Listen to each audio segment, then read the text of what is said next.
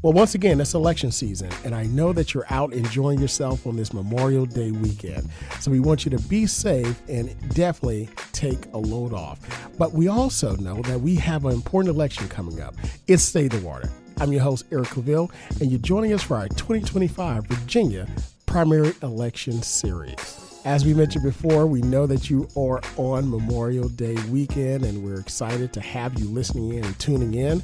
It's an opportunity for you to enjoy family and friends, but also for us to think about those that gave the biggest sacrifice for our country, because our country, our democracy is definitely worth it. We are still the beacon of light across the world, and there's no other state within our country that I think is a bigger beacon of light than the Commonwealth of Virginia, because as Virginia goes, so does the rest of the country. As always, we'd like to thank you for joining us as we broadcast from the campus of the Norfolk State University, home of the Spartan Nation, for none other than WSB Hot 91, the soul of VA. Well, look, this entire series, we've had candidates who are vying for your vote to represent their party in the general election November 4th. But before we get there, it's our primary election, which is going to be held June 17th. June 17th is where you go to the poll and you're able to vote for the candidate for various offices to represent you, your party, in the general election on November 4th. But guess what? Early voting has already started. Early voting has started May 2nd, and it goes through June 14th. June 14th, you can go Monday through Friday to your clerk of court's office or your voter registration office, whichever is applicable in your city, your town, your jurisdiction, and you can cast your vote now. Cast your vote for the person that you want to represent you in the Democratic or Republican primary, and more specifically for the offices of what we have running now. It's governor, lieutenant governor, attorney general, House of Delegates, and local offices as well. All those up for election. You know, when we mention Virginia, we're in Hampton Roads, and this show is broadcast, like I said, from the best and the biggest HBCU in the Commonwealth and also in the country. And one thing that we have here a very rich tradition of politics, and the seat of political power is at Hampton Roads right now. It shows. We've got now the Speaker of the House, also the President Pro Tem of the Senate, which is an NSU alum, located here in the city of Portsmouth, and also our sitting governor, our sitting lieutenant governor, and our sitting attorney general from the Commonwealth are all here from Virginia Beach. Think about that. That is amazing that this area, this region, is producing that type of leadership. Well, today we have someone, he's a homegrown, he's a Hampton Roads native, and he's a homeboy who is running for your vote to represent the Democratic Party for lieutenant governor, to run on that ticket, two-time mayor of Richmond, first African-American secretary of the Commonwealth. We have none other than LeVar Stoney. LeVar, how are you this Sunday morning? I'm doing well this morning, and thank you for having me. And I appreciate the opportunity to come back home to Hampton Roads. I still have family on the peninsula. I grew up on the peninsula, so it's good to be back home with the best. Absolutely. Well, listen, we're very grateful to have you join us, especially, this holiday weekend, Memorial Day, where we recognize those that gave the most for the greatest sacrifice for our country, for our democracy, this beacon of light, because, it's even in the time that we're in now, I believe that the United States, our country, is more important in this time period than ever before. And public servants like yourself, show that you can still serve and make an impact in our democracy. So, look, I want to jump right into it. Because I know that your time is limited. You're on the campaign trail. This Democratic lieutenant governor primary is heated up. There's a lot of persons that are throwing their hat in the race, and they're going back and forth and all types of things. And the listeners want to know about the candidate. So with you, like I said earlier, you were most recently the former two-time mayor of Richmond. But before that, you were Secretary of the Commonwealth. But before that, you were simply out there making sure, knocking doors, ensure that our democracy still remains great. So Tell us who you are and your story and how you got to this point. Thank you, Eric. Well, I grew up on the peninsula. I grew up in York County, and I went to Tabb High School. I was raised by my grandmother, who was a Gullah Geechee woman from South Carolina, who taught me a number of lessons, but also instilled in me some values of hard work, integrity, and also my faith in God as well. And a father who may have had a rough going early on in his life, made a mistake, had a felony on his record, was a returning citizen, but told me, despite his challenges, that I could be anything I put my mind to. And there in York County, I became the first in my family to graduate from high school, the first in my family to go to college, and the first in my family to graduate from college. And when I left James Madison, I started to work in public service, work in political campaigns, because my grandmother told me to live out the words of Luke 12:48, to whom much is given, much is required. And when I won that diploma, I thought that I hit the jackpot. And I went right to work. I started working within the Democratic Party, rising up the ladder, knocking on doors in communities, getting people out to vote or registering people to vote. And at 26 years old, I served as the executive director of the state Democratic Party. Governor Kane was in office at the time. He asked me to serve as the executive director. I did that, and then through my service there, I ran into Terry McAuliffe, and I advised him for many years. I was his chief of staff, his political advisor, and that's when he asked that if I serve as Secretary of the Commonwealth, the first African-American to serve in that role and the youngest person in the governor's cabinet. There, I got the chance to work on something that was near and dear to me because my father was a returning citizen, and that was the restoration of civil and voting rights. Eric, in Virginia, when you commit a felony offense and you're convicted, you lose the right to vote in Virginia in perpetuity. It's one of the more punitive states in the United States, and the opportunity to actually reform that was one of the most rewarding parts of my public service. And my efforts led to the governor restoring the rights to over 200,000 disenfranchised Virginians.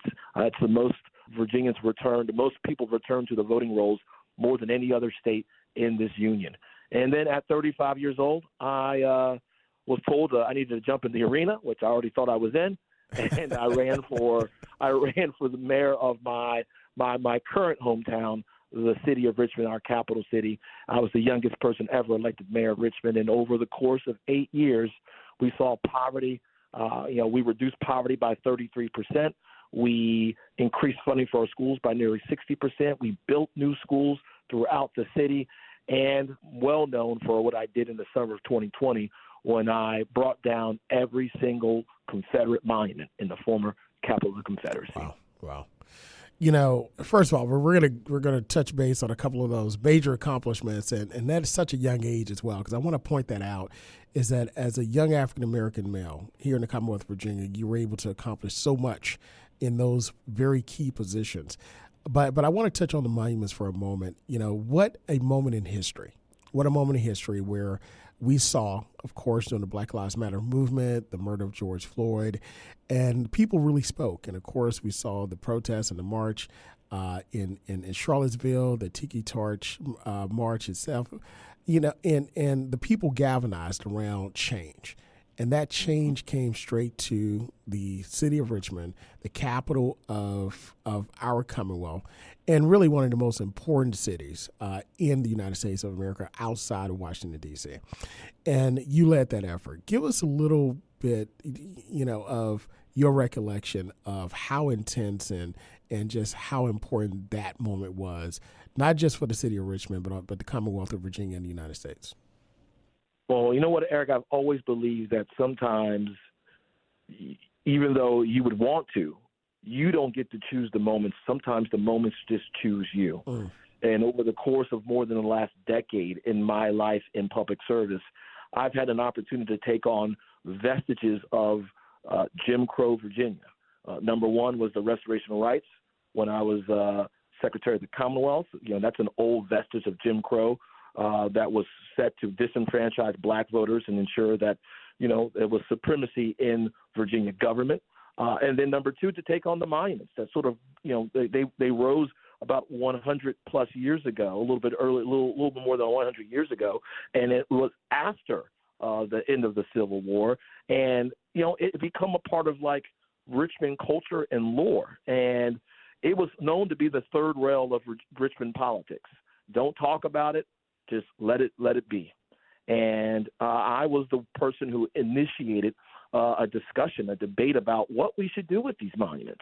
Initially, I said, you know what, let's have a commission that will explore the future of these monuments, whether to recontextualize them or then to remove them. And I tell you this, you would have thought that I was trying to steal people's firstborn because people were coming from across the North Carolina border, out from the countryside into Richmond to add their voices to why those monuments should stay. And then in 2020, we saw the murder of George Floyd. And although we had made some attempts, we had already gone through a process of researching whether or not we could take them down. The laws that were on the books currently, at the time, were you were not allowed to remove Confederate monuments. It was in the Code of Virginia. Wow. And the Democratic General Assembly, and alongside Governor Ralph Northam, gave localities the ability to do so. And so in 2020, I stood beside Governor Northam and said that these monuments would come down. And we got to July 1 when the law was enacted, but I already saw what happened in Portsmouth. I remember Senator Lucas was in Portsmouth rallying folks against the monument there that they needed to come down in Court Square.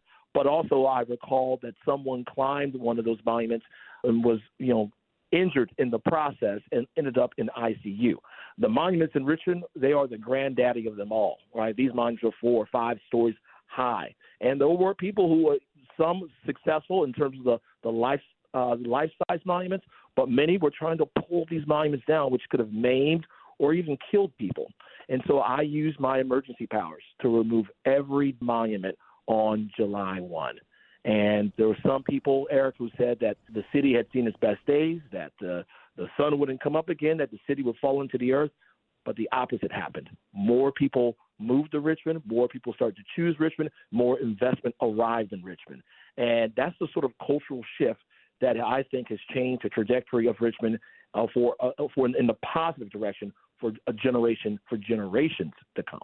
It's Stay the Water. I'm your host, Eric Claville, and you're listening to our 2025 Virginia Primary Election Series. Today we have with us, joining us on this show, the two-time mayor of Richmond, former Secretary of the Commonwealth, first African-American Secretary of the Commonwealth, and native son here in Hampton Roads, none other than LeVar Stoney. LeVar, so many things accomplished during your time as mayor, so many things accomplished first as Secretary of the Commonwealth, first African-American male as Secretary of the Commonwealth, and a lot of initiatives that, as you said, the moment you don't choose the moment chooses you, and you stepped up to the plate and you executed. Now, you want to run to represent the Commonwealth of Virginia as their next lieutenant governor. Tell us why. Why? I mean, Secretary of the Commonwealth, mayor, why lieutenant governor? Well, I spoke earlier about how my early upbringing was rough. We lived paycheck to paycheck, or can I say Social Security check to Social Security check, because my grandmother raised us on her Social Security check. And so, I saw things get really tight at the end of the month. And I remember my grandmother worrying about whether or not, she was able to put food on the table and keep a roof over our heads. And to me, I feel so privileged and blessed to have a fair shot in this state. And that's exactly the reason why I'm running, because I just believe in my bones, Eric, that every Virginian deserves a fair shot, no matter the color of your skin, no matter how much money you may have, hell, no matter who you vote for, you deserve a fair shot here. And a fair shot for me begins whether or not you can afford to live in Virginia. And what you know and what I know is that we've seen cost increases all across the board. That have made it more difficult for people to keep that roof over their head or put food on the table. And you see rising costs on the rent. You see that it's more expensive to actually own a home. You see the cost of groceries go up.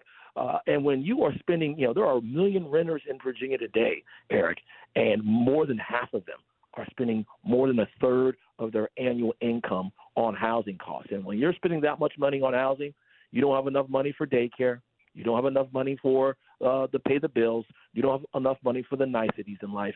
And I believe they are deserving. The workers of this state are deserving a fighter. You know my record as a fighter, whether Secretary of the Commonwealth and Mayor. I'm going to fight for them as the next lieutenant governor. Absolutely. Absolutely. Now, I want to get into your platform. You know, when you talk about the things that you've done in those previous positions on the state level in our capital city of Richmond, as lieutenant governor, there were some issues that in that role as lieutenant governor, of course, you stand as really the major tiebreaker in the Senate. There's a lot of other powers that do come with that and responsibilities. But your platform, what are those areas that you want to focus on as lieutenant governor of the Commonwealth? Well, you heard me earlier say that I want to be a leader, a champion for a more affordable life in Virginia, and that begins with housing.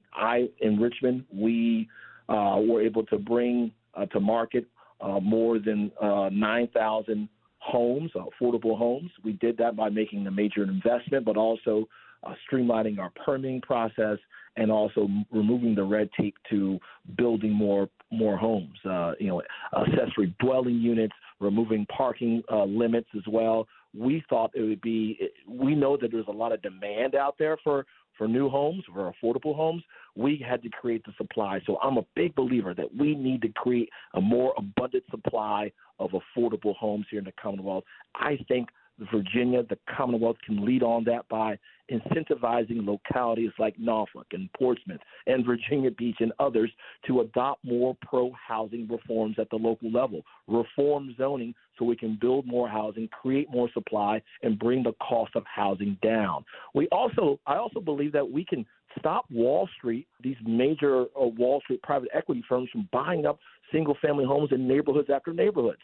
We've seen renewal in some of these neighborhoods, but the fact that someone can show up on day one when a house is listed with $900,000 in cash and just basically take that option away from a millennial, a Gen Zer who can possibly have their first home is problematic for all of us.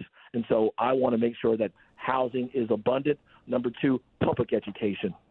I said I'm the first in my family to graduate from high school, and right now we have seen Virginia fall behind here. A Harvard study showed that Virginia was ranked dead last in math scores in recovery from the pandemic, and then we're 41st in the country in reading recovery from the pandemic. And so we got to put our shoulder to the wheel here and invest in public education in a real way. We did that in Richmond by increasing funding by nearly 60%, increasing teacher pay as well. That has to be a priority of the Commonwealth moving forward, not just for our folks today, but to create a strong economy for the future. You know, when you talk about housing, you mention not just housing, but childcare. You know, with childcare, we know that right now to really live, it takes almost two-parent incomes just for persons to make it. And a lot of persons, even on two incomes in a household, they're working multiple jobs and just trying to make ends meet. As Lieutenant Governor, what are some of those initiatives that you believe that the state could implement as a whole, from General Assembly, the governor's office, to help bring in employment, innovation, industries to the Commonwealth to help provide those high-paying jobs and education so that our families can live a good quality of life and not just scrape to make ends meet? You are absolutely right about the issue of child care, Eric, because, you know, if you're a single parent right now, you know, child care costs roughly 11% of your income. And if you are a two-parent household, it would end up, you know, if you're a single parent, it's 25% of your income. If you're a two-parent household, it's 11% of your income. And so that's problematic because you add that to housing costs, and half of your what the earnings that you made in 1 year are all gone right there. And so, number one, you're right. We need to bring in more good-paying jobs. We did that in Richmond. Over 8,000 good-paying jobs arrived in the city of Richmond, putting more money into people's pockets. We saw per capita personal income over a decade rise by 50%. Household income went up by 40%. A lot of that's because we saw more private sector investment. I'm a big believer that Virginia can maintain its status as the best place to do business, but also we have to be the best place for workers to thrive as well. And so that means finding good paying jobs for not just those who have college degrees, but those who also are in the middle class who may not have a degree as well. So we need good skilled labor jobs as well. Also, the lieutenant governor sits on the Virginia Economic Development Partnership Board. Right. I plan to use that role as to be a champion for innovation as well, whether we're in Hampton Roads or whether we're in Northern Virginia. The fact that we have connections to the federal government can be a good thing, and also, obviously, with the Trump administration, a bad thing. However, it creates a more well-educated workforce, and there are just opportunities for new innovations to flow right into the Commonwealth, and that we have to be on the forefront of that as well. But also, as you stated earlier, the only way we can stay competitive with places like North Carolina and others is through our workforce. And workforce investment starts at an early age. And so right when the child is born, we should be able to have access, 3-year-olds, 4-year-olds, access to preschool and early child care, so our kids can start reading at grade level when we get to 3rd grade and when we get to 6th grade. And right now, that is our real problem in urban Virginia and also in rural Virginia as well. Yes. And you mentioned the role of the lieutenant governor in serving on that particular commission and committee. And you talk a little bit about, expanding opportunities, making sure that Virginia is ready for a future. Talk about the economy and technology and your thoughts of expanding that as relates to various hubs. You mentioned North Carolina and their triangle. I remember when they were creating that triangle and incorporated areas of North Carolina that really didn't have any of that. Those hubs, and they connected with universities and research institutions, and now it's a place to come. It's a worldwide destination for researchers in innovation technology. Speak a little bit about your desire to bring that to the Commonwealth. When I was the mayor of Richmond, I saw the assets that we had in Richmond with the biotech park we have downtown. We also had, VCU and VCU Health, and I said, this is a perfect opportunity for us to create an innovation district that we would call City Center, which is still an idea that is on the table where we can get knowledge workers just colliding with one another on a daily basis, right? Using the assets we have, leveraging those assets for more investment as well, and creating a destination for that investment and also for those workers as well. That is an idea that we had back in Richmond. But I think about whether the hubs that we have in Richmond or in Hampton Roads or in Northern Virginia, we have the ability to expand this economy and offer a haven for emerging technologies like crypto or blockchain.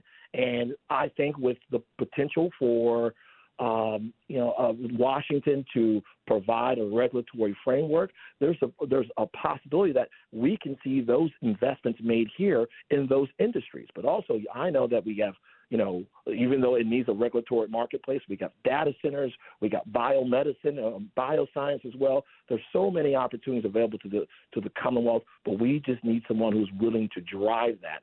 And I'm looking forward to doing that as the next lieutenant governor. Absolutely. One other area I want to discuss with you is, one thing that's on your platform, and it's about what's happening now in Washington and how things are trickling down. I mentioned earlier in the show, and our listeners, they know that I say this, and they know the reason why. As Virginia goes, so does the rest of the country. And the things that happen in Washington tend to happen to Virginia, the Commonwealth, first. And one of those major things that are happening to us in a negative aspect are the cuts. Mass federal cuts, funding, not just in the budget, but more specifically with jobs and so forth. Yeah. How do you plan to, help to work with the General Assembly, the governor's office, if you're a lieutenant governor, to push back against that agenda and what DOGE has created, the fear, the gutting of in agencies, and really just a negative connotation for our civil service workers as a whole? It is clear to me over the last 120 plus days that Donald Trump and his cronies like Elon Musk, with this DOGE effort that's really cruel at the end of the day, they have a target on Virginia's back. And Virginia, we have the highest concentration, I believe, of federal employees in the country. 300,000 folks who are part of the federal the federal workforce, 400,000 connected to federal contracts. And then you add the armed forces, that's 1 in 7 Virginia workers who are connected to the federal workforce. Wow. And for him to start cutting in a major way, we could lose up to 32,000 jobs already here in 2025.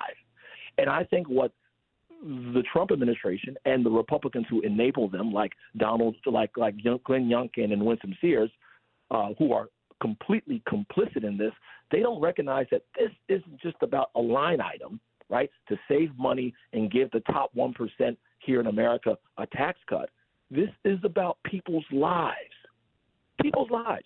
Folks who worked so hard to get a credential, they graduated from college. Many of them went to got more education after that and got graduate degrees as well, now out of a job. This will be impactful to our housing market. It will be impactful to we're going to see unemployment rise over 4% as well.